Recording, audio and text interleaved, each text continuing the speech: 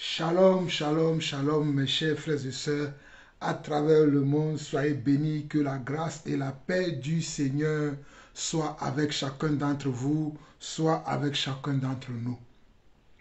Nous bénissons le Seigneur pour ce privilège, cette opportunité qui nous donne encore d'être parmi les vivants. Ce n'est pas donné à tout le monde.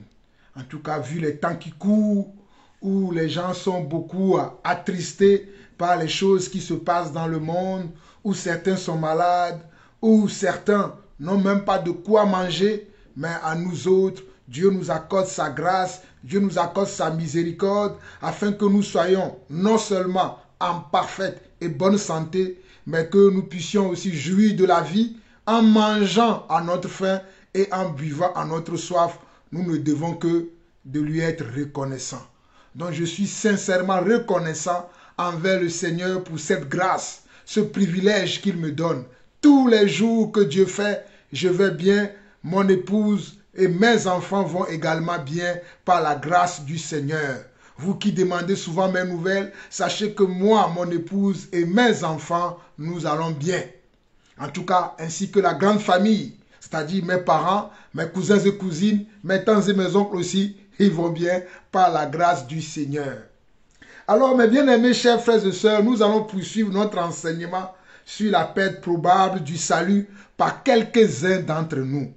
Je sais que lorsque je parle comme ça, certains sont surpris, certains sont choqués, mais je vais expliquer parce que nous avons toujours de nouvelles personnes qui regardent nos enseignements, qui suivent nos vidéos. Donc, pour eux, nous sommes toujours obligés d'expliquer en quelques mots ce que nous faisons. Alors, moi, je suis un serviteur de Dieu. J'ai reçu la grâce d'apostolat, donc je suis un apôtre dans l'église du Seigneur Jésus-Christ. Et le Seigneur a mis dans mon cœur d'enseigner sur la perte du salut par quelques personnes qui croient qu'ils pourraient être sauvés à la fin, mais qui seront surpris parce que lui-même, il a enseigné.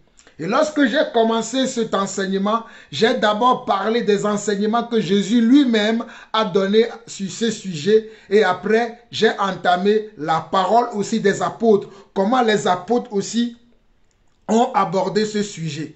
Mais maintenant, est-ce que le Seigneur nous a sauvés pour après nous perdre? Non, telle n'est pas la volonté du Seigneur. Car la parole déclare que Dieu veut que tous les hommes parviennent au salut. Dieu veut que tous les hommes parviennent au salut. Dieu ne veut pas qu'aucun des hommes sur la terre perd sa vie. C'est-à-dire perd la vie éternelle. Dieu ne veut pas que nous perdons la vie éternelle. Voilà pourquoi il a donné son Fils unique, Jésus-Christ, afin que quiconque croit en lui ne périsse point, mais qu'il ait la vie éternelle. Donc, lorsqu'il y a un problème, il y a aussi une solution pour comment? Pour résoudre, pour remédier, pour pallier à ce problème-là. Donc, Dieu savait pertinemment qu'il y aurait des gens qui vont perdre le salut, qui ne vont pas garder le salut.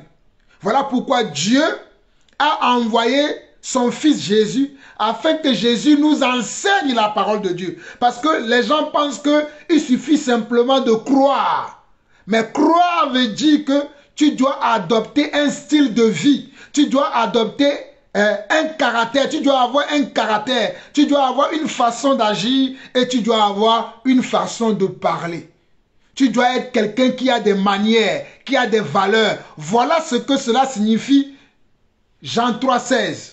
Quand Dieu dit que Dieu a tant aimé le monde qu'il a envoyé son Fils unique afin que quiconque croit en lui ne périsse point, mais qu'il ait la vie éternelle, cela signifie que croire en Jésus veut dire adopter la foi de Jésus, le comportement de Jésus, la manière de faire de Jésus, les agissements de Jésus et, en d'autres termes, avoir Jésus comme son modèle en tout. Voilà ce que cela signifie. Donc Dieu ne veut pas que les hommes perdent leur salut. Dieu ne veut pas que ceux qu'il a sauvés d'avance, ceux qu'il a connus d'avance, ceux qu'il a prédestinés au salut, Dieu ne veut pas qu'il perde ce salut-là. Ce n'est pas sa volonté. Dieu ne veut pas que nous perdons le salut pour lequel il est venu lui-même mourir à la croix pour nous. Dieu ne veut pas que nous la perdions. Dieu ne veut pas. Ce n'est pas le souhait de Dieu de perdre quelques-uns d'entre nous après avoir goûté au royaume de Dieu. Non, ce n'est pas le souhait de Dieu. Absolument pas. Mais pour élucider encore ces propos que je tiens, ou bien qu'est-ce qui m'amène à tenir ces propos-là, nous allons prier et nous allons entamer l'enseignement comme nous avons l'habitude de le faire. Père éternel, Dieu d'amour, Dieu de grâce, Dieu de paix, merci encore pour ce jour, ce vendredi 23 mai. Tu m'as encore accordé ta grâce. Tu m'as encore renouvelé ton souffle de vie afin que je sois encore un instrument entre tes mains. Oh papa, quelle grâce, quel bonheur.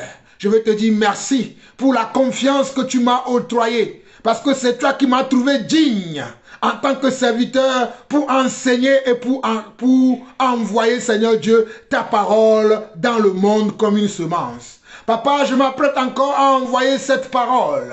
Permets que cette parole soit comme un feu dévorant sur ma bouche et que mes sentiments, mes émotions ne puissent pas entraver ce que toi tu veux faire au travers de ta parole. Car nous savons et je sais que ta parole est la vérité. Elle est le chemin et elle est la vie. Voilà pourquoi je t'en supplie encore en ce moment même.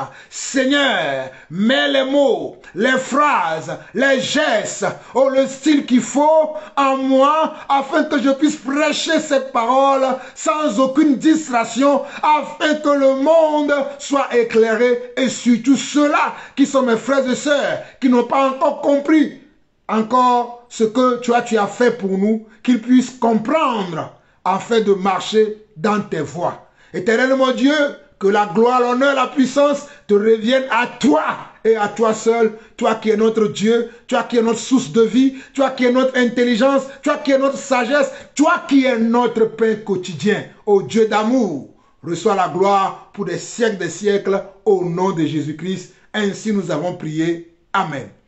Alors mes bien-aimés chers frères et sœurs, j'aimerais commencer aujourd'hui dans 1 Corinthiens chapitre 10.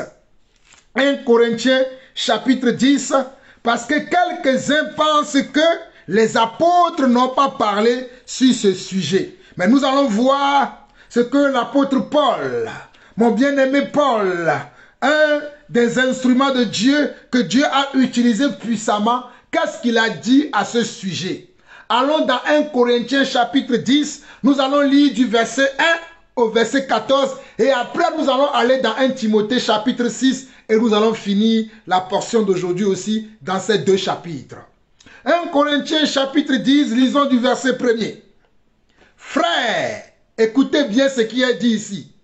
Frères, oh alléluia, je bénis le Seigneur. Il est écrit ici, frères, je ne veux pas que vous ignoriez que nos pères ont tous été sur la nuée, qu'ils ont tous passé au travers de la mer. Regardez bien, l'apôtre Paul dit ici, frères, je ne veux pas que vous ignoriez que nos pères ont tous été sous la nuée, qu'ils ont tous passé au travers de la mer. Mes frères, regardez bien le premier verset. Le premier verset, l'apôtre Paul nous donne un conseil et nous donne également un avertissement. Je répète encore, l'apôtre Paul, dans ce premier verset de 1 Corinthiens chapitre 10, il est en train de nous donner un avertissement, mais il est en train de nous donner un conseil. Regardez bien les termes, les mots que l'apôtre a employés. Il dit, frère, je ne veux pas que vous ignoriez. Je ne veux pas que vous ignoriez. Oh, alléluia. Je ne veux pas que vous soyez dans l'ignorance. Mes chers frères et sœurs, dans le monde entier, il y a un dicton qui dit, nul n'est censé comment? Nul n'est censé ne pas connaître la loi. Hein? Nul n'est censé ne pas connaître la loi. Ça, c'est ce qu'on dit dans le monde. Et vous pensez que Dieu aussi va vous excuser parce que vous ne connaissez pas. Puisqu'il dit, l'apôtre Paul dit ici, inspiré par le Saint-Esprit, il dit, frère, je ne veux pas que vous ignoriez. Je ne veux pas que vous ignoriez. Je ne veux pas que vous ignoriez, veut dire, je ne veux pas que vous oubliez. Je ne veux pas que vous oubliez. Je ne veux pas que vous perdiez cette connaissance-là. Ce savoir-là, je ne veux pas que vous le mettez à côté. Vous devez vous comment en rappeler. Vous devez vous comment en souvenir qu'il y a eu quelque chose qui s'est passé. Voilà pourquoi l'apôtre Paul commence. Frère, je ne veux pas que vous ignoriez que nos pères ont tous été sous la nuée, qu'ils ont tous passé au travers de la mer, qu'ils ont tous été baptisés en Moïse dans la nuée et dans la mer, qu'ils ont mangé la même aliment spirituel et qu'ils ont tous bu le même breuvage spirituel, car ils buvaient à un rocher spirituel qui les suivait, et ce rocher était Christ. Qu'est-ce que l'apôtre Paul est en train de dire ici dans ce premier verset de 1 Corinthiens 10? Il est en train de dire ce qui s'est passé à l'époque avec Moïse, ce qui s'est passé à l'époque du prophète, du serviteur de Dieu Moïse, ce qui s'était passé avec lui. Il est en train de le rappeler parce qu'il y a eu des choses qui se sont passées. Voilà pourquoi il dit au verset 1er, frère, je ne veux pas que vous ignoriez que nos pères, parce que l'apôtre Paul lui-même n'existait pas à cette époque, mais ses arrière-parents, ses aïeuls, eux, ils ont vécu ces choses. Et l'apôtre Paul a eu connaissance de ces choses que ses arrière-parents, que ses aïeuls ont vécu. Et il explique à nous qui sommes parvenus à la fin des temps des siècles, ou bien à la fin des temps, que nous ne devons pas l'ignorer. Voilà pourquoi il explique ce qui s'est passé. Regardez bien encore. 1 Corinthiens chapitre 10 à partir du verset 1er, frère, je ne veux pas que vous ignoriez que nos pères ont tous été sous la nuée, qu'ils ont tous passé au travers de la mer, qu'ils ont tous été baptisés en Moïse dans la mer, et qu'ils ont tous mangé le même aliment spirituel. Et qu'ils ont tous bu le même breuvage spirituel, car ils buvaient à un rocher spirituel qui les suivait, et ce rocher était Christ. Donc, le rocher spirituel qui pourvoyait aux Israélites, qui pourvoyait aux Hébreux à l'époque de Moïse, dont la manne tombait du ciel, dont la caille tombait du ciel, et qu'ils mangeaient à leur faim, et qu'ils buvaient à leur soif là, celui qui pourvoyait à ces choses-là, c'était Jésus. Alléluia. Celui qui manifestait sa gloire dans toutes ces choses, la caille qui tombait du ciel, la manne qui tombait du ciel, le pain qui tombait du ciel, la personne qui était derrière ces miracles-là, c'était bien Yeshua HaMashiach. C'était bien Yeshua HaMashiach qui était derrière ces manifestations. Voilà pourquoi au verset 4, il dit, et qu'ils ont tous bu, écoutez bien, nos pères ont tous bu le même breuvage spirituel, car ils buvaient à un rocher spirituel qui les suivait, et ce rocher était Christ. Mais regardez le verset 5, c'est là où il y a la révélation que nous devons saisir, nous qui sommes parvenus à la fin des temps. Verset 5. Mais la plupart d'entre eux ne furent point agréables à Dieu, puisqu'ils périrent dans le désert. Mais la plupart d'entre eux ne furent point agréables à Dieu, puisqu'ils périrent dans le désert. Dieu avait sauvé son peuple de la main du tyran Pharaon, de la main de leur persécuteur Pharaon, et les amener à la terre promise qui était Canaan. Ce n'est pas la même chose que Dieu fait avec nous aujourd'hui. Dieu ne nous a-t-il pas retirés du monde pour nous amener dans son royaume qu'on appelle le royaume des cieux, qu'on appelle la présence de Dieu, qu'on appelle également le paradis? Dieu nous a-t-il pas sortis du monde pour nous amener dans son royaume? De la même manière que Dieu avait libéré son peuple de la main du tyran Pharaon, du persécuteur Pharaon, c'est de la même manière que Dieu aussi nous a appelés, nous les enfants de Dieu véritables, nous les croyants, nous les chrétiens, nous les disciples de Christ, à quitter le monde et à venir dans son royaume. Dieu n'a pas changé. Il est le même hier, le même aujourd'hui, et il sera encore le même éternellement. Nous sommes dans 1 Corinthiens, chapitre 10, et là nous sommes au verset 5, qui nous précise quelque chose. Mon frère, ma soeur, souligne ces versets-là dans ta Bible. On nous dit ici au verset 5 de 1 Corinthiens, chapitre 10, mais la plupart d'entre eux ne furent point agréables à Dieu, puisqu'ils périrent dans les déserts. Mais Dieu, qui a eu comment la peine de ses enfants, qui a eu comment miséricorde, qui a eu pitié de ses enfants, qui souffraient en Égypte, qui souffraient, qui étaient persécutés, qui mouraient comme des mouches en Égypte. Dieu va ouvrir la mer rouge. Il va les faire passer au travers de la mer devant le monde entier. Dieu va ouvrir la mer. Il va les faire passer par la mer rouge. Ils vont passer dans le désert. Et lorsqu'ils étaient dans le désert, ils vont se plaindre que quand ils étaient en Égypte, ils étaient bien. Ils mangeaient à leur faim. Ils buvaient à leur soif. Et tous les jours, ils vont se plaindre devant Dieu. Et Dieu, enlacé par leur leur murmure, va leur donner chaque jour qu'il fait ce qui leur convient à manger et pour boire. Mais malgré cela, écoutez bien, mais malgré cela, certains d'entre eux, quelques-uns d'entre eux, dont la plupart n'étaient point agréables à Dieu parce qu'ils périssent dans ce désert-là avant d'arriver à la terre promise qui était Canaan. Avant d'arriver à la terre promise qui était Canaan, lorsqu'ils étaient dans le désert, chemin faisant, pour aller à Canaan, certains d'entre eux ont perdu leur vie dans le désert parce qu'ils n'étaient point agréables à Dieu. Oh Rabasantarama. Iterabra ikarabo. Motor ibra shekaraba. Iterama makori bai sanderemeya.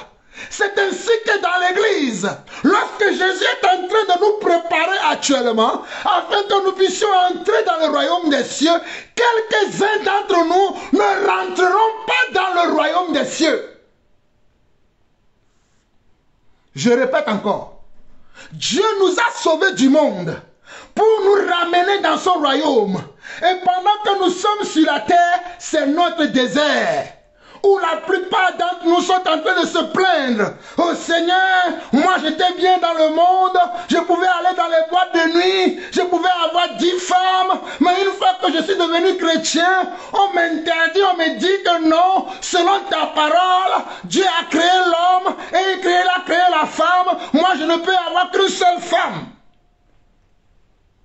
D'autres disent, Seigneur, lorsque j'étais dans le monde, je pouvais tricher, je pouvais voler, je pouvais mentir comme je veux. Mais une fois que moi j'étais suivi, on m'a dit que tu es mort pour moi à la croix. Et moi je pensais qu'une fois que je vais te confesser, c'est bon, je continuerai ma vie. Mais maintenant, il y a quelqu'un qui se dit apôtre, il y a quelqu'un qui se dit prophète, il y a quelqu'un qui se dit évangéliste, il y a quelqu'un qui se dit pasteur ou enseignant, qui me dit non, je ne peux plus continuer de mentir, de voler, de tricher, de forniquer. Pour ne citer que cela. Mais Dieu, tu t'es trompé. Moi, je ne voulais pas cette vie. Mais regardez le verset 6. Pour que vous puissiez comprendre. Regardez le verset 6 jusqu'à la suite pour que vous puissiez saisir la pensée de Dieu. On nous dit, oh, ces choses sont arrivées pour nous servir d'exemple, afin que nous n'ayons pas de mauvais désirs comme ils en ont eu. Mes amis, la parole de Dieu déclare dans 1 Corinthiens 10, le verset 6, or veut dire cependant. Oh, alléluia. Je bénis Dieu parce que j'ai été à l'école et que je sais parler le français au moins.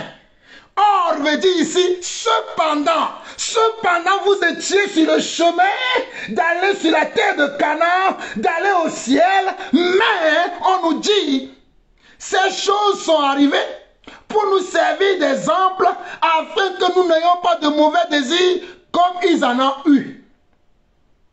Ne devenez point idolâtres comme quelques-uns d'entre eux, selon qu'il est écrit, le peuple s'assit pour manger et pour boire, puis ils se levèrent pour se divertir. Est-ce que vous me recevez? Regardez, ne devenez point idolâtres comme quelques-uns d'entre eux.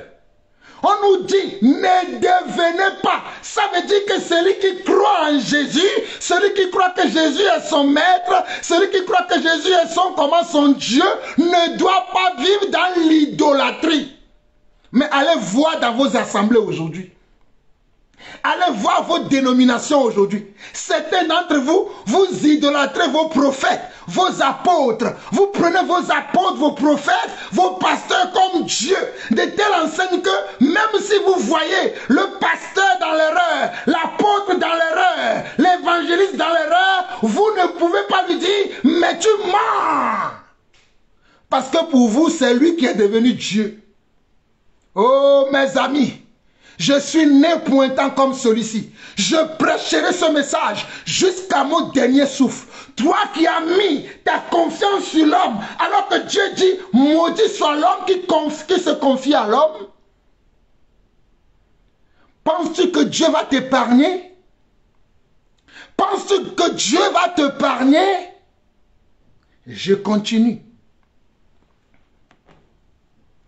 Verset 7 au verset 10, écoutez bien. Ne devenez point idolâtres, comme quelques-uns d'entre eux, selon qu'il est écrit, le peuple s'assit pour manger et pour boire, puis se lever pour se divertir. Que faisons-nous aujourd'hui dans nos assemblées? Que faisons-nous aujourd'hui dans nos communautés?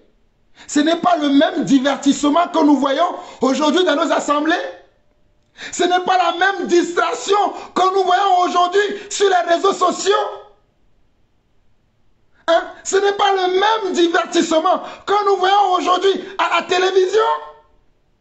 Dite chrétienne.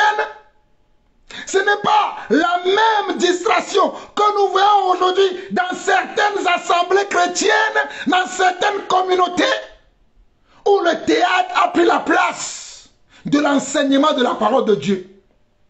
Ou comment l'amusement a pris la place de la doctrine de Jésus-Christ. Ou l'amusement, je répète encore, où l'amusement a pris la place de la doctrine de Jésus-Christ. Et quand nous parlons, oh ceux-là, ils ne connaissent rien. Ils ne connaissent que la lettre. La lettre tue, c'est l'esprit qui vivifie. Nous sommes d'accord que la lettre tue et que l'esprit vivifie. Mais n'est-ce pas l'esprit qui dit ça? Et regardez la suite, verset 8 au verset 10. Ne nous livrons point à la débauche. Ne nous livrons point à la débauche. Ne nous livrons point à la débauche. C'est une interdiction. Toi qui te livres à la débauche, toi qui aimes la débauche, toi qui pratiques la débauche et que tu crois qu'à la fin des jours, tu seras sauvé, je vais te prévenir que ni les débauchés, ni les adultères, ni les homosexuels, ni les cupides, ni les voleurs, ni les ravisseurs n'ont leur part dans le royaume de Jésus-Christ. Je continue. Ne nous livrons point à la débauche, comme quelques-uns d'entre eux s'y livraient, de sorte qu'il en tombait 23 000 en un seul jour. Oh, c'est ce que l'apôtre Paul nous dit. Il nous dit, ne nous livrons point à la débauche, comme quelques-uns d'entre eux s'y livraient, de sorte qu'il en tombait 3 000 en un seul jour. En un seul jour, 3000 personnes ont perdu la vie. Pendant qu'ils étaient dans leur chemin de pèlerinage, en allant vers Cana, certains se sont livrés à la débauche et 3000 sont morts en une seule journée. 3000. C'est écrit pour nous servir d'exemple afin que nous n'ayons pas de mauvais désirs. Il est bien écrit, cela est écrit afin de nous servir de modèle, afin de nous servir d'exemple. C'est un exemple que le Seigneur veut nous donner. C'est un exemple. C'est un exemple. C'est un exemple que Dieu veut nous donner afin que nous n'ayons pas de mauvais désirs comme cela. Je continue. Verset 9. Ne tentons point le Seigneur comme le tentèrent quelques-uns d'entre eux qui périssent par les serpents. Nous n'avons pas à tenter le Seigneur. Nous n'avons pas à tenter le Seigneur. Nous n'avons pas à tenter le Seigneur comme quelques-uns tentaient le Seigneur lorsqu'ils étaient dans le désert, marchant vers la terre de Canaan. Mais ils ont tenté le Seigneur. Et ils ont comment? Et ils ont péri. Ce n'est pas fini. Il dit, verset 10 de 1 Corinthiens chapitre 10, ne murmurez point comme quelques-uns d'entre eux qui périssent par l'aspirateur. Je répète encore, ne murmurez point comme quelques-uns d'entre eux qui périssent par l'exterminateur. Quelques-uns d'entre eux périt dans le désert par l'exterminateur parce qu'ils ont fait quoi? Parce qu'ils ont murmuré contre le Seigneur. Parce qu'ils ont murmuré contre le Seigneur. Toi qui te dis chrétien, toi qui te dis enfant de Dieu, toi qui te dis serviteur ou servante de Dieu et qui murmure, oh Seigneur, pourquoi tu m'as appelé mais tu m'as laissé célibataire? Oh Seigneur, pourquoi depuis je prie là? Depuis moi je prie, je jeûne. J'ai déjà fait le jeûne de 100 jours, de 1000 jours. Mais je suis toujours seul. Je n'ai pas de mari. Je n'ai pas d'enfant. Je n'ai même pas un ministère. Je ne sais pas. Je n'ai même pas un travail. Et tu murmures contre le Seigneur là. Dieu te prévient. On nous dit ne murmurez point. C'est un conseil. Ne murmurez point comme murmuraient. Comme murmuraient quelques-uns d'entre eux qui périssent par l'exterminateur. Donc lorsque nous murmurons contre le Seigneur, Dieu va nous punir et nous allons comment quoi? Nous allons mourir. Ne murmurons pas contre le Seigneur. N'ayons pas comme habitude, comme vie, murmurer. Murmurer veut dire celui qui n'est pas content de son état. Celui qui n'est pas content de son état ou de sa situation, c'est quelqu'un que vous allez voir qui va se plaindre, qui va trouver des choses à dire et à redire. Il va tout le temps se dire, il va se victimiser. Il va dire, mais je fais tout, mais regardez ce qui m'arrive. Je fais tout, mais regardez ce que je subis. Mais n'as-tu pas lu ou ne le sais-tu pas que le Seigneur a dit que ceux qui veulent vivre pieusement dans le Seigneur seront persécutés? Ne le sais-tu pas? Ne le sais-tu pas que le Seigneur a dit, s'ils m'ont persécuté, moi le maître, vous les disciples, vous mes suiveurs, ils vous persécuteront aussi? Ne l'as-tu pas lu? Ne le sais-tu pas? N'as-tu pas entendu que Jésus a dit ça? Et tu es étonné de tes problèmes. Tu es étonné du mépris que tu reçois des gens. Tu es étonné de l'attitude du monde envers toi. Moi, je ne suis pas étonné. Oh, alléluia. Demandez à mes frères et sœurs. Je leur dis que je sais que ce que je vous dis peut vous choquer. Et que vous pouvez même ne plus vouloir m'adresser la parole. Mais je m'en fiche. C'est un choix que j'ai fait. C'est une décision que j'ai prise de marcher à la suite du Seigneur. Je ne changerai en aucun moment parce que je veux avoir un lien d'amitié avec un tel ou un tel. Parce que je veux m'associer avec un tel ou un tel. Donc, je vais diluer ma foi, je vais diluer ma connaissance, je vais diminuer mes valeurs, mes principes, parce que je ne veux pas être catalogué. Mais cataloguez-moi. Dites que je suis fou. Dites que je suis insensé. Dites que je ne connais rien. Ça ne m'empêchera pas de garder les valeurs de la parole de Dieu que Dieu m'a enseignée. Je vais garder ces valeurs-là jalousement et marcher toujours dans les voies droites du Seigneur. Mes amis, regardez bien ce qui est dit à partir du verset 6 jusqu'au verset 10. Or, ces choses sont arrivées pour nous servir d'exemple afin que nous n'ayons pas de mauvais désirs comme ils en ont eu. Ces choses sont arrivées pour nous servir d'exemple, afin que nous n'ayons pas de mauvais désirs comme ils en ont eu. Ne faisons pas comme nos pères qui ont vu la mer rouge s'ouvrir devant eux, qui ont vu la manne qui tombait du ciel, qui ont vu les miracles de Dieu, les meilleurs miracles de Dieu, ils les ont vus. Mais ils n'ont pas été agréables à Dieu. Il continue. Ne devenez point idolâtres comme quelques-uns d'entre eux, selon qu'il est écrit, le peuple s'assit pour manger et pour boire, puis ils se levèrent pour se divertir.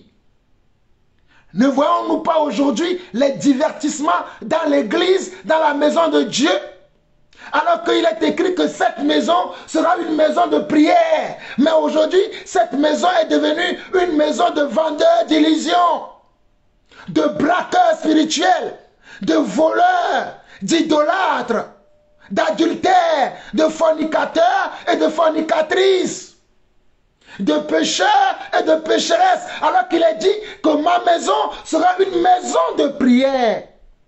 Mais allez dans la maison de prière aujourd'hui.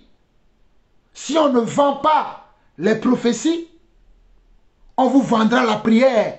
Si on ne vous vend pas la prière, on vous vendra comment? Un miracle. Si on ne vous vend pas un miracle, on va vous vendre n'importe quoi sur lequel on prononce le nom de Jésus.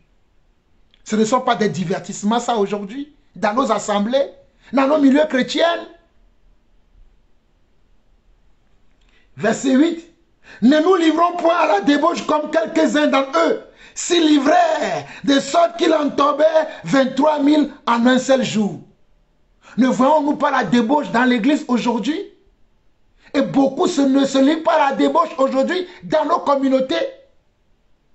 Ne tentons point le Seigneur comme le tentèrent quelques-uns d'entre eux qui périrent par les serpents.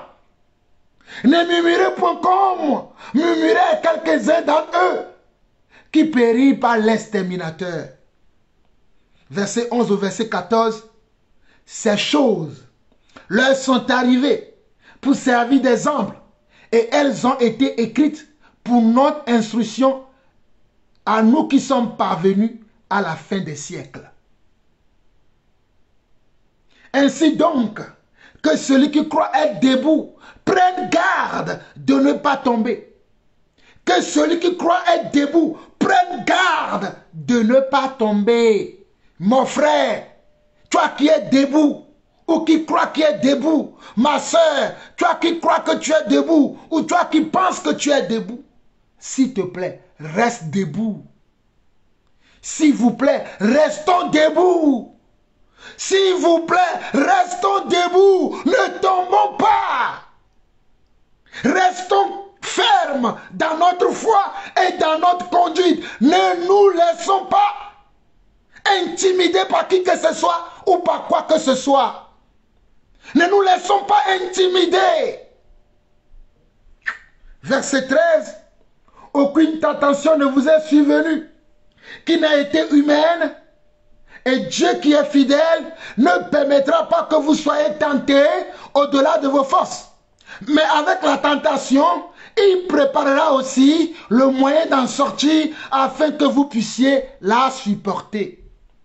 Il n'y a aucune tentation qui peut vous arriver, qui est au-delà de vos capacités spirituelles, qui est au-delà de vos émotions, ni de vos sentiments. Dieu ne permettra jamais, au grand jamais, que vous soyez tentés au-delà de vos capacités, au-delà de vos moyens.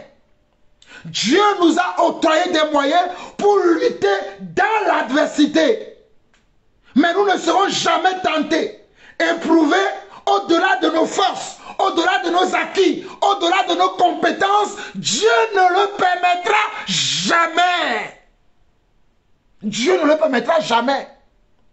Si tu passes par une certaine tribulation, sache que Dieu t'a donné la capacité, le moyen de pouvoir t'en sortir. Sinon, Dieu ne permettra pas que toi, un serviteur, que toi, une servante de Dieu, tu puisses vivre une situation qui soit au-delà de tes moyens. Dieu n'est pas un homme.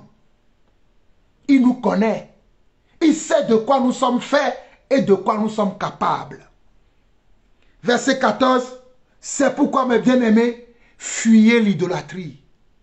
C'est pourquoi, mes bien-aimés, fuyez l'idolâtrie. C'est pourquoi, Église de Dieu, fuyez l'idolâtrie. C'est pourquoi, mes bien-aimés, fuyez l'idolâtrie. C'est pourquoi, l'Église de Dieu, fuyez l'idolâtrie. C'est pourquoi, mes bien-aimés, chers frères et sœurs, fuyons l'idolâtrie.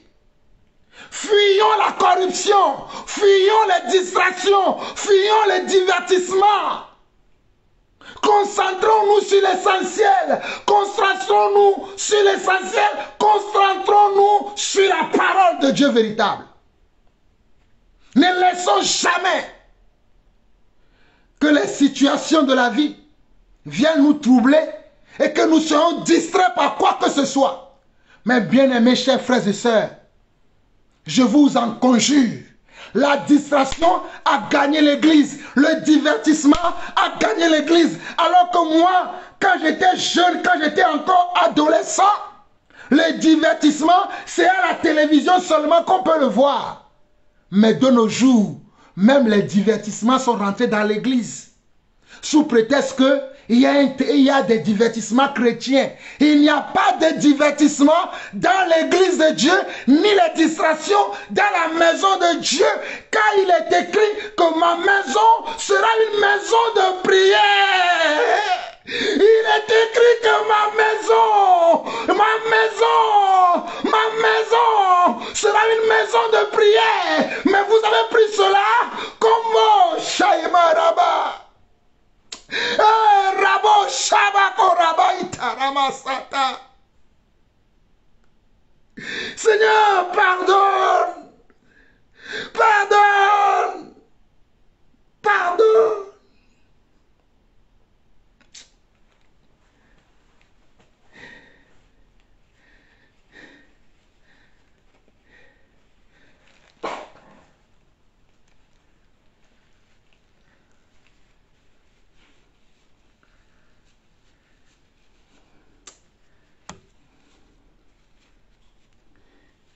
Bien-aimés chers frères et sœurs, c'est ça le travail que Dieu nous a donné.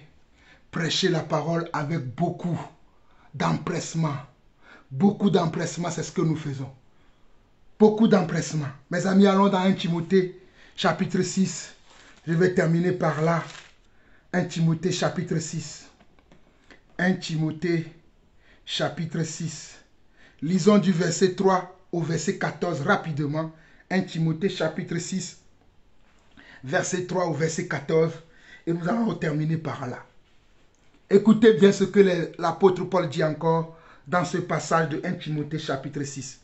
Il dit, si quelqu'un enseigne les fausses doctrines et ne s'attache pas aux saines paroles de notre Seigneur Jésus-Christ et à la doctrine qui est selon la piété, mes bien-aimés chers frères et sœurs, ce n'est pas toutes les doctrines que nous écoutons aujourd'hui dans les communautés, dans les églises, qui est selon la piété. Il y a diverses doctrines qui circulent actuellement dans les communautés, dans l'église et dans le monde. Mais selon Jésus-Christ, il y a une seule doctrine qui doit circuler. Selon Jésus-Christ, il y a une seule doctrine, pas plusieurs doctrines. Pas plusieurs doctrines. Il y a une seule doctrine qui doit circuler dans l'Église. Voilà pourquoi l'apôtre Paul nous prévient ici. Si quelqu'un enseigne des fausses doctrines et ne s'attache pas aux saines paroles de notre Seigneur Jésus-Christ et à la doctrine qui est selon la piété, écoutez bien. Si quelqu'un enseigne de fausses doctrines et ne s'attache pas aux saines paroles, nous devons nous attacher aux saines paroles, à la parole qui est saine, à la doctrine qui est selon la piété. Ne vous attachez pas à n'importe quelle parole. Ne vous attachez pas à n'importe quoi comme parole de Dieu, même si les gens mettent Dieu dans leur parole. Attachez-vous à la saine parole que Jésus a enseignée lui-même et que ses apôtres ont enseignée. Attachez-vous à ces paroles-là. Verset 4. Il est enflé d'orgueil, il ne sait rien, il a la maladie des questions oiseuses et des disputes de mots, d'où naissent l'envie, les querelles, les calomnies, les mauvais soupçons. Vous voyez? Les gens qui ne s'attachent pas à la saine parole, à la doctrine de Jésus-Christ et des apôtres, qui est selon la piété, ce sont des gens qui sont enflés d'orgueil et qui ne savent rien. Ils ont la maladie des questions oiseuses. Ce sont les gens qui ont des questions oiseuses et qui ont les disputes de mots. Les disputes de mots, d'où naissent l'envie, les querelles, les mauvais soupçons, les calomnies et tout ce que vous pouvez savoir. Voilà pourquoi vous allez voir certaines personnes, ils vont aller de tradition biblique en tradition biblique, mais ils ne parviennent jamais à la connaissance de la vérité. Ils pensent que c'est une question d'un mot qui a été simplement transformé. Mais ils ne comprennent pas que c'est la saine parole. Ils vont changer de tradition. Ils vont dire que Louis II n'a pas bien traduit. Ils vont dire que non. Louis II révisé n'a pas bien traduit. Ils vont dire que la Bible de Jérusalem, la Bible Table, la Bible ainsi n'a pas bien traduit. Ils vont aller de chapitres, de versets et de tradition en tradition.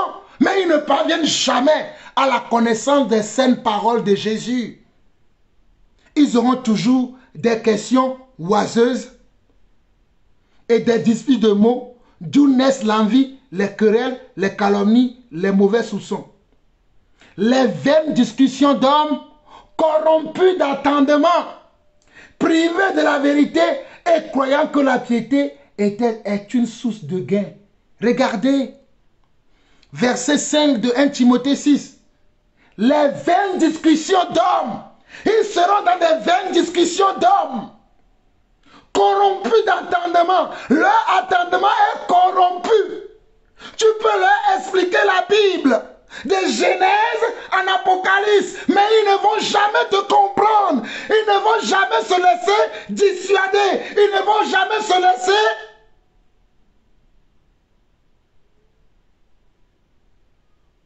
Oh, mes bien-aimés chers frères et sœurs, tout est écrit. Tout est écrit. Regardez, les vaines discussions d'hommes corrompus d'entendement, privés de la vérité et croyant que la piété est une source de gain. Ce sont les gens qui croient que la piété, c'est une source de gain. Voilà pourquoi vous les voyez dans leurs assemblées, ils vous vendent des miracles, ils vous vendent comment des prières prophétiques soi-disant. Prière prophétique, je prie sur la salle, je déclare que dans la salle, vous allez avoir des visas. Jésus n'est pas mort pour que tu aies un visa. Jésus n'est pas mort pour que tu aies un visa. Vous allez le voir. Une fois que vous leur avez donné comment? L'offrande, ils seront là. Au nom de Jésus, je déclare que les éclus des cieux sont ouverts pour toi. Tu vas voiture, tu vas avoir un mariage. Voilà. C'est écrit. Ce ne sont pas nos frères. Ce ne sont pas nos frères. Ce sont ceux qui vont rater le ciel dont il est question ici. Ce sont ceux qui vont rater l'avènement du Seigneur Jésus dont il est question ici. Verset 6. C'est en effet une grande source de gain qu'il y a piété avec le contentement.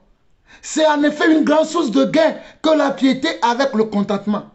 Car nous n'avons rien apporté dans le monde et il est évident que nous n'en pouvons rien emporter. Lorsque nous naissons dans le monde, est-ce que nous sommes nés avec quelque chose dans ce monde? Nous ne sommes même pas nés avec un sous-vêtement. Nous ne sommes pas nés même avec un sous-vêtement. Nous sommes arrivés dans ce monde nus, dépourvus de tout. Nous n'en avons rien apporté lorsque nous arrivons dans ce monde. Et pourquoi, lorsque nous allons partir encore avec quelque chose? Nous ne pouvons rien apporter aussi avec nous lorsque notre séjour sur cette terre sera terminé. Nous ne pouvons non plus rien emporter. Il est écrit, verset 6. C'est en effet une source de gain que la piété avec le contentement. Verset 7. Car nous n'avons rien apporté dans le monde et il est évident que nous n'en pouvons rien emporter. Car nous n'avons rien apporté et il est aussi évident que nous ne pouvons rien emporter. Nous ne sommes arrivés avec quelque chose, mais pourquoi nous partirons avec quelque chose? Nous ne partirons pas aussi avec quelque chose, c'est évident. Verset 8. Si donc nous avons la nourriture et les vêtements, cela nous suffira. Si nous avons donc la nourriture nécessaire qui convient chaque jour, cela nous suffira. Mes bien-aimés chers frères et sœurs, je suis le modèle parfait de ce que je dis. Regardez toutes mes vidéos, allez regarder toutes mes vidéos. Lorsque je commence un enseignement, je rends toujours grâce à Dieu pour le renouvellement du souffle de vie, pour le renouvellement du mouvement et l'air. Je peux bouger, je peux faire des choses et je lui dis merci parce qu'il permet que je mange à ma faim et que je bois à ma soif. C'est ça l'essentiel. Alors je lui dis tout le temps merci. Je lui dis tout le temps merci pour ça. C'est ça ce qu'il me faut. Le reste, ce n'est pas important. C'est ça ce qu'il me faut. Voilà pourquoi il dit, mais regardez bien, verset 8, si donc nous avons la nourriture et le vêtement, cela nous suffira. Mais ceux qui veulent s'enrichir, écoutez bien, hey, écoutez bien, ouvrez vos oreilles et vous allez voir ceux qui vont perdre le salut ici. Ceux qui vont perdre le salut, ils sont dans les versets que je vais citer là. Ils sont dedans. Ouvrez grandement vos oreilles. Je prie que vos entendements ne soient pas déjà souillés afin que vous puissiez percevoir la vérité qui est ici. Oh Seigneur, si l'entendement de mes frères et sœurs sont souillés, papa, je t'en supplie. Guéris-les maintenant. Délivre-les dans leurs entendements afin qu'ils saisissent la profondeur de ce message. Regardez. Verset 9 de 1 Timothée 6.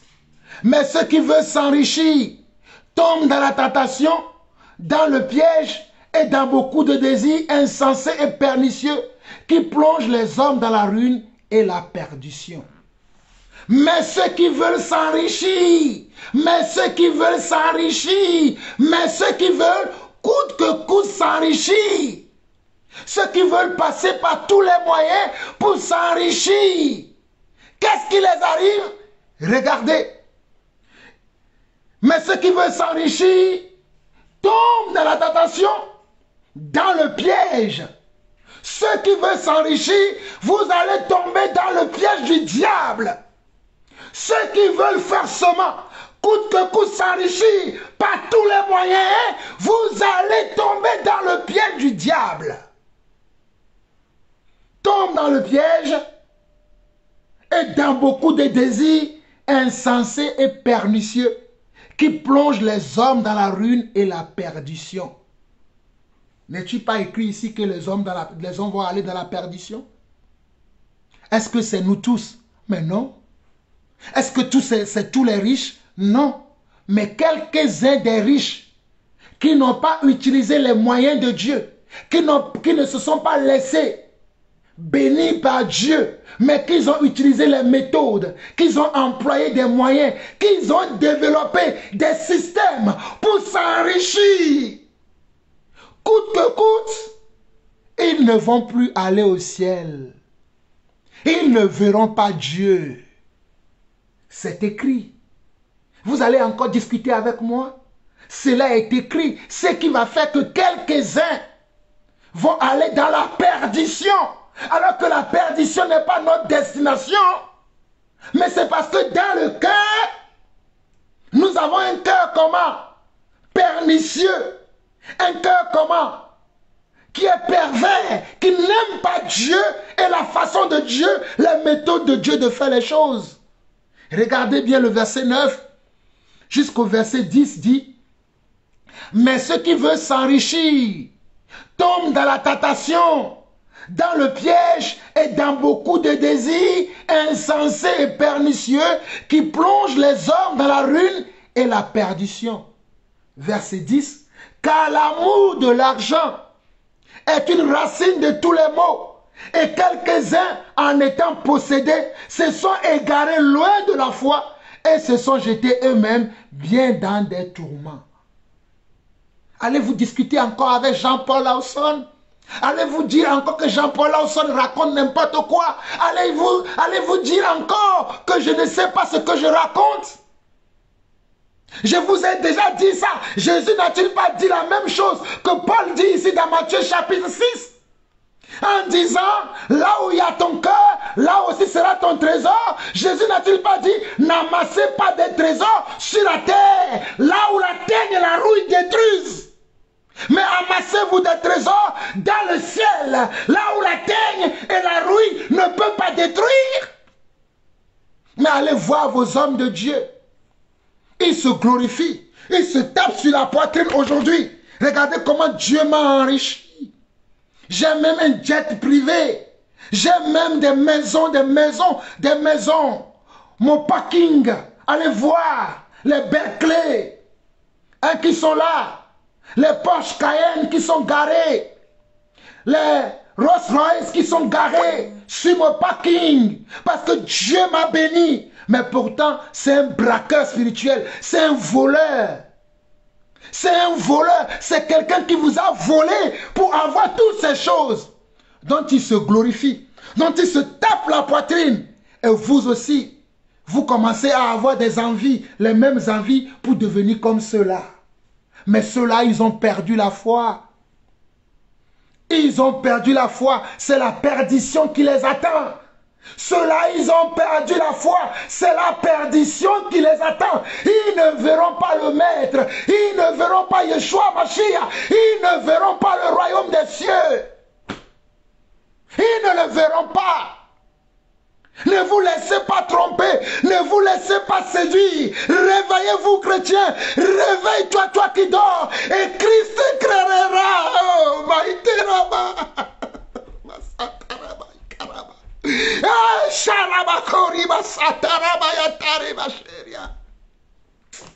Seigneur, aide ton église. Seigneur, aide ton église. Seigneur, aide ton église. Seigneur, aide ton église. Seigneur, je prêche pour une femme. Je prêche pour un homme. Je parle à une âme aujourd'hui. Je parlerai encore demain, après-demain, jusqu'à la fin de mes jours. Je vais réveiller quelques personnes qui sont en train de dormir, qui sont en train de s'attirer des ennuis. Papa, je leur parlerai nuit et jour. Je leur révélerai la vérité de ta parole, Seigneur. C'est pour cela que tu m'as appelé dans ton royaume, afin que j'ouvre les yeux des aveugles, afin que j'ouvre les yeux de ceux-là qui ne voient pas la splendeur de l'évangile de la vérité que tu nous as donné. Oh mon Dieu, mon roi, mon Seigneur. Permets-moi de prêcher encore cette parole. Donne-moi encore la vie. Renouvelle encore mes forces. Donne-moi encore l'amour de la vérité. Donne-moi encore l'amour des âmes. Comme tu me l'as toujours donné, papa. Moi, j'ai l'amour des âmes. J'ai l'amour des âmes. J'ai l'amour des âmes. J'ai l'amour des âmes. mon Dieu, de la même manière que toi-même tu avais l'amour des âmes, moi aussi j'ai cet amour, mon Dieu, mon roi, mon Seigneur. Permets-moi, papa, permets-moi, oh alléluia, de continuer ce travail pour lequel tu m'as appelé, parce que tu m'as trouvé digne, papa. Tu m'as trouvé digne, mon Dieu, mon roi. Aide-moi, Seigneur. Oh là là. Oh là là.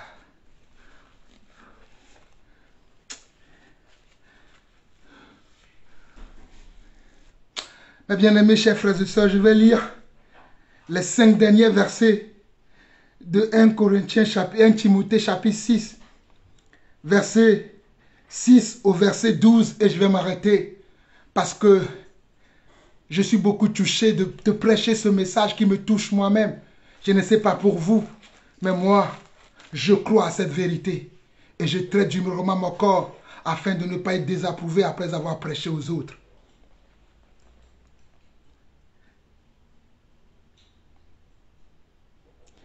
C'est en effet une source de gain que la piété avec le contentement. Car nous n'avons rien apporté dans le monde et il est évident que nous n'en pouvons rien emporter. Si donc nous avons la nourriture et le vêtement, cela nous suffira. Mais ceux qui veulent s'enrichir tombent dans la tentation, dans le piège et dans beaucoup de désirs insensés et pernicieux qui plongent les hommes dans la ruine et la perdition. Car l'amour de l'argent est une racine de tous les maux.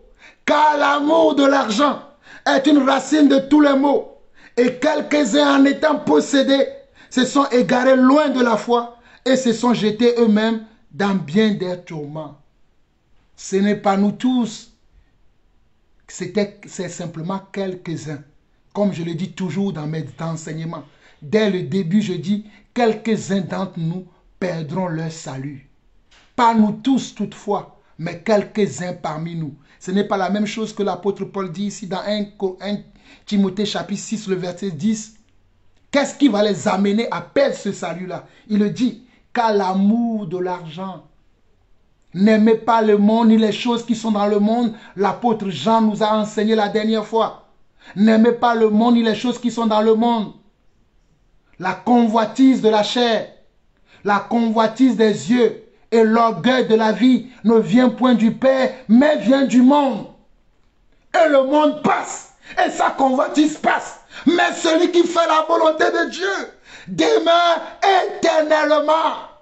Le monde passe, sa convoitise aussi va passer.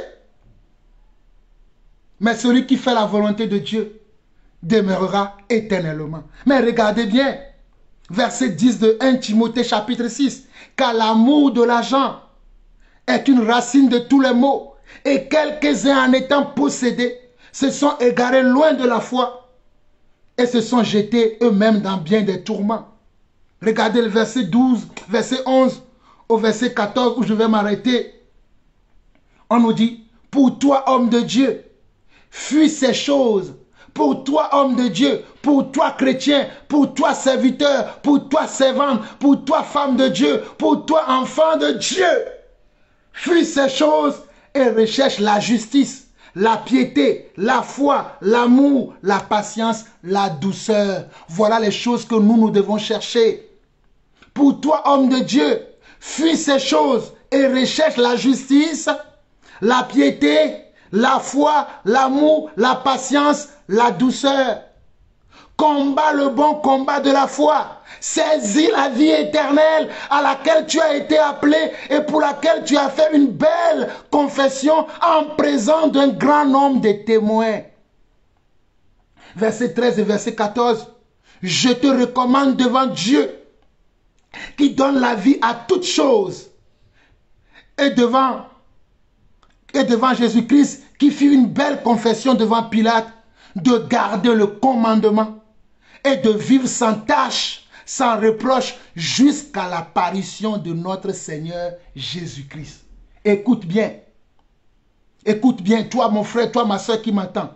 Je te recommande, je vous recommande, je nous recommande devant Dieu qui donne la vie à toutes choses et devant Jésus-Christ, qui fit une belle confession devant Ponce Pilate de garder le commandement et de vivre sans tâche, sans reproche, jusqu'à l'apparition de notre Seigneur Jésus-Christ. Jusqu'à l'apparition de notre Seigneur Jésus-Christ. Gardons comment? Le cap. Comment?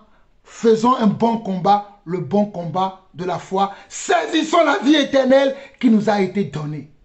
Que celui qui a des oreilles pour entendre, entend ce que l'Esprit dit à son Église. Vous avez écouté votre frère le serviteur, l'apôtre Jean-Paul Lawson. Shalom.